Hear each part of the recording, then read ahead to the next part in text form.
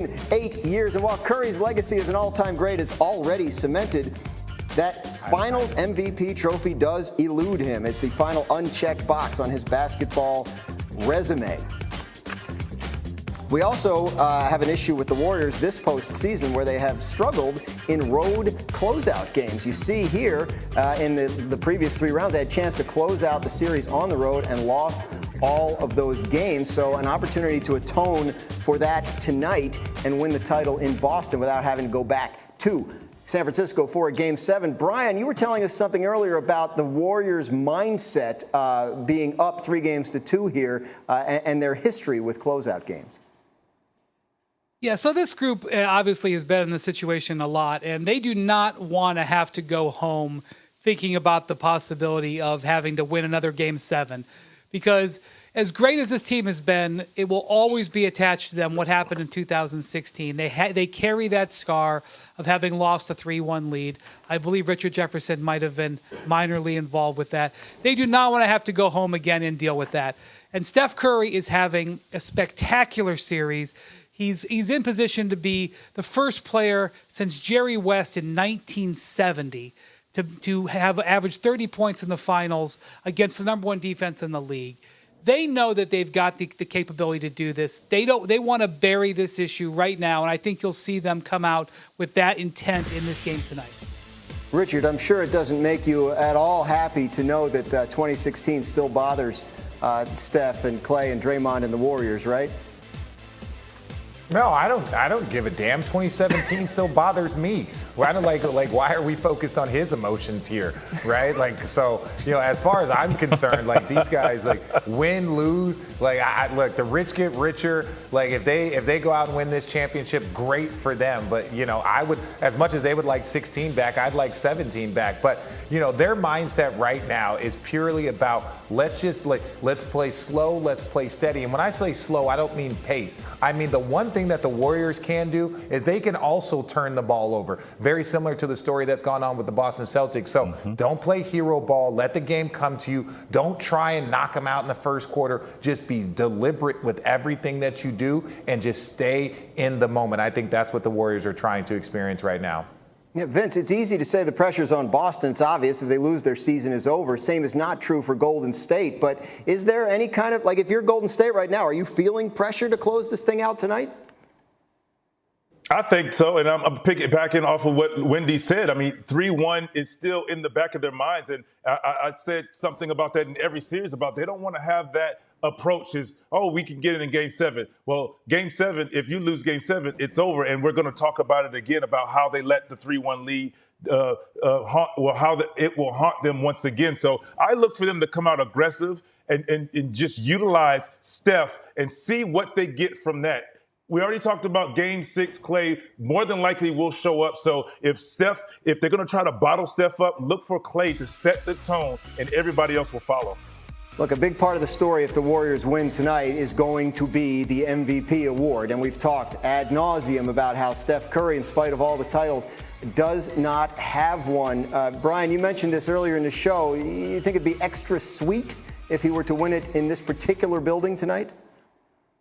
Yeah, he's having just an absolutely masterful series, and if he has another great game, I would think he would never have to answer another question like this ever again. I already think he probably doesn't have to, but there's only been one team in the history of the NBA to close out a finals in Boston. 75 years, all the opportunities. That was 1985 when the Lakers did it, when Magic Johnson had a triple-double, and that was one of his iconic games.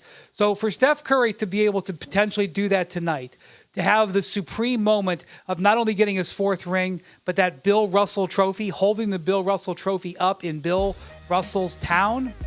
I mean, I think he's probably thinking what an amazing opportunity this deep into his career that he has. He's such a confident player.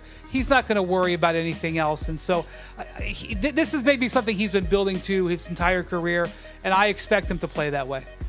How about you, Richard? What do you think Steph's mindset is going into this game? You know what? I think it's the same. Like, he's just like, we talk about him being such a unique superstar, and it's not just the way he plays and his skill set, it's his personality. He is a guy that he plays the game with a joyful intensity, and I just really think that he's just focused on one game at a time, one shot at a time, one quarter at a time. I truly don't think, and this is from being around him and just seeing like how he interacts, he's not worried about his legacy. He is the most quietly competitive person that I've probably ever been around outside of like Tim Duncan. Like, he's one of those people that hears everything and kind of gives the side eye, then gives a little smile. So I don't think that Steph is worried about any of the outside noise. I think he's just focused on playing one more great game, and if need to, possibly two. I'm going to take a look at what the odds makers think about this game in this series. The Warriors still heavily favored to win the series, as you would expect. They're up 3-2, but they are 4-point underdogs in Game 6, according to Caesars. And our basketball power index gives the Celtics a 70% chance to win tonight, even though Boston is just 6-5 at home this postseason. Keep in mind, teams that lead 3-2 in the NBA Finals go on to win 81% of the time. So, before we go, we want to get some picks. Richard Jefferson, who wins this game tonight? How do you see it playing out? I'm going to say Warriors win the series, but I still think Boston wins tonight. I'm counting on Boston. Vince? I'm going the other side. I'm going to say Golden State to make it a great fight. RJ says Boston. I'm going to go with Golden State.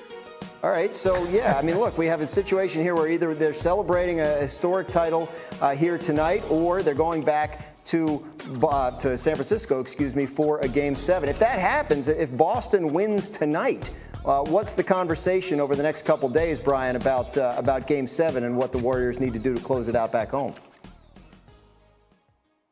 The Warriors fans don't even want to hear that. They don't even want to hear that.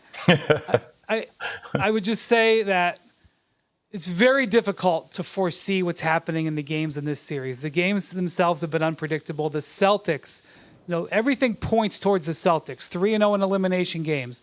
The Warriors have not played great in their first closeout opportunities in series this season, being at home. But this is a maddening, maddening team. I've watched them every single game in person for 6 weeks. They are very, very unpredictable. I could sit here and make a case that they get whitewashed out tonight, and I could sit here and make a case that they're going to win the next 2 games. Anybody who wants to try to make a prediction on this, I wish them a lot of luck. So, Richard, we've gone over the Celtics issues, turnovers, right? They missed a bunch of free throws in the last game. What's the most important thing for them to do to make sure that they avoid those mistakes tonight? Well, I think you just have to, again, we talk about the Warriors not playing hero ball, being deliberate, understanding all this stuff about Jason Tatum playing off of, 2 feet instead of 1. All of these things go in it. You just have to trust yourself. You have to trust your teammates, and you have to trust your decision making. And lastly, it's about Jason Tatum in the fourth quarter. It's about Jason Tatum in the fourth quarter. Is he going to be fatigued? Is he going to make his layups? His shooting percentage in the fourth quarter